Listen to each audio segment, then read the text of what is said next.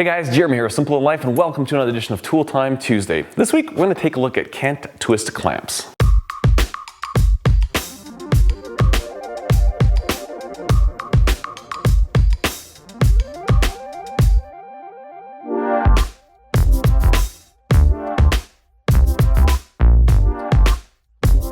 But before we do that, let's check out some viewers' knives.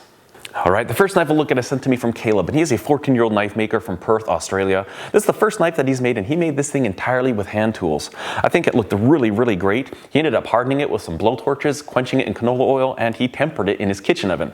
You know, when I see people making knives like this entirely out of hand tools, I mean, I don't do many knives, I don't do any knives out of hand tools anymore, but I've done it before, and I know the work involved, and so it's so inspiring to see people that want to make a knife that bad that they do the whole thing by hand, and you get results like this. Why wouldn't you? This looks fantastic, Caleb. Keep up the great work. Next, we're going to go to a 17-year-old knife maker from Germany. Nicholas sends pictures of these knives in, and all of these, again, when you look at some of the ways that he skeletonized the handles and even the blade on some of these knives, what a lot of work, and that's all done by hand as well. I think these turned out really fantastic. He's quite proud of them. He's been making knives for about a year and a half. Also, I'll put a link to his Instagram in the description below. Check his work out.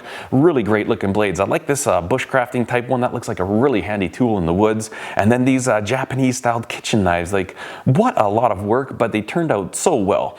Very nicely done, Nicholas. Keep up this great work.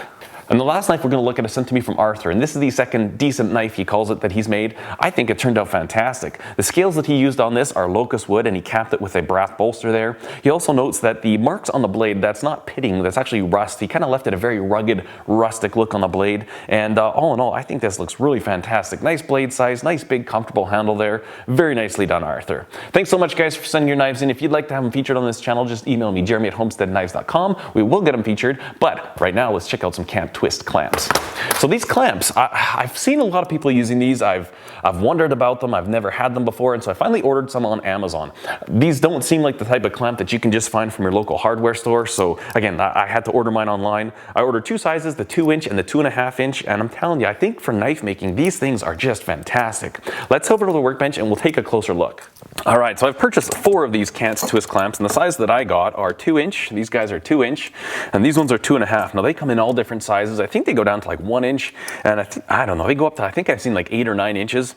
The reason they're called Kant Twist Clamps, I mean, I don't know this for a fact, but just kind of processing stuff, is it's because it's a cantilevered design. We've got this part here where the threaded part is, that's cantilevered over this pivot. That's my idea. I might be entirely wrong here. If I am, just leave it in the comments, because I've been wrong once before. The biggest thing that I'm using these for now is for clamping my scales, or for drilling my holes in my scales. Before, what I used to do is I'd lay my, my scale material down, I'd put my tang of my knife on there, drill one hole, drop a pin through it to keep everything located, drill another hole, drop a pin through it. That's just inefficient. What I'm doing now is I'll actually take my scale material, I'll stack them, I'll put the blade on top of that and clamp everything together. Then I'll set some 1, 2, 3 blocks on my drill press, and then I can drill right through there. It keeps everything together, nothing moves. And these things here, I do believe these 2-inch ones have, they're rated for, I think it's a 600-pound clamping force. So that's pretty crazy. Definitely a lot more than you would get with a traditional C-clamp. And the big advantage to that is the clearance that you have. So say if we had our materials here that we were clamping, it's clamped right here. You've got maybe like 1 inch above and below the material you're trying to hold. Whereas if you're using traditional C-clamps like this, I mean, obviously this side's got a lot of clearance, but this side, not so much. You're looking at like 3 inches sticking up there, somewhere around there. And, you could run into issues if you've got 1, 2, 3 blocks, either this side's going to hit your drill chuck as you're drilling, or if you put it this way, you might not have clearance for your 1, 2, 3 blocks. So these definitely allow you to keep a tighter profile when you're clamping, and they just have way more clamping force. I'll give you a quick look at the pads on these. So obviously with this design, this arm is slightly narrower than this arm because this arm has to fit inside of this arm. And so these blocks are different sizes. And you'll notice on this bigger one, we've got one place here with an X machined into it. And that you can use that to hold different materials at, 90 degrees or whatever. And then on the other side, we've just got one that's in line. And then on the smaller pad, it has one groove that's in line and then 3 pads that are flat. So obviously if you're clamping flat material, you can just line it up with a flat pad. And then, if you're doing some some precision layout work or something like that, I'm wanting to get into making bicycle racks and brazing those up. These are really nice for that because you can hold joints together, something like this, clamp it, and you can just keeps everything nice together. You can kind of do a little bit of brazing, a little TIG welding in there or something, and they're just really, really handy. So that's a really cool feature I like about these as well.